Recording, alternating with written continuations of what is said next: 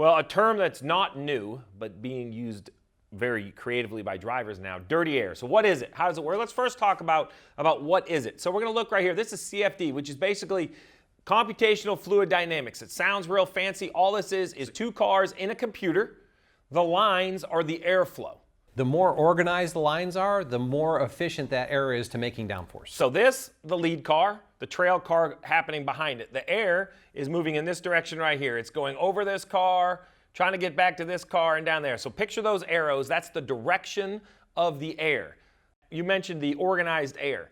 This right here, these solid lines, those are like solid air hitting that front car. And then let's see how turbulent it gets behind for the second car. This motion in here, that's air that's not able to work for you. When you need the air to come to the surface, become attached to the surface, and actually work with that surface, it's kind of like the air that you feel if you've pulled up behind a semi-truck on the interstate. If you get really close to them, the car starts buffing around because that air is moving all over the place.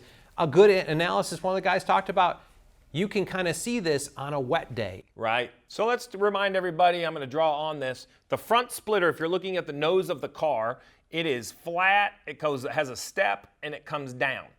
This area right here is the most important part. It's trying to pull air in underneath the car. Why that matters is if we show right here, this air, as it kind of comes next to this car and it hits the left front corner of this car.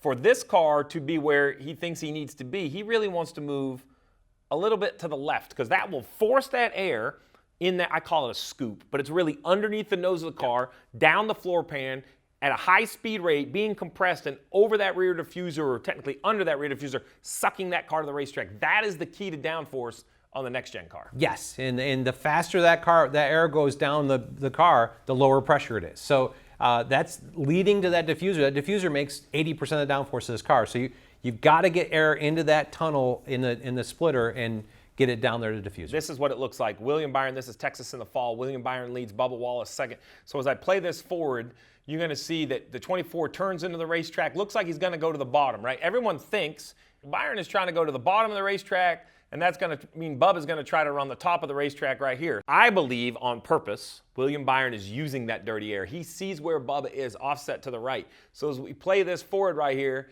it looks to me like William Byron opens the wheel, goes up the racetrack, and as he does it, the 23 loses speed, car wiggles, loses downforce, and look at the one at Chastain, easily goes by. That is dirty air in the nutshell. Now, if we play this from the in-car from Bubba, you can really listen to this and hear where Bubba can't go back to the gas when the nose takes off, when he gets in that wake.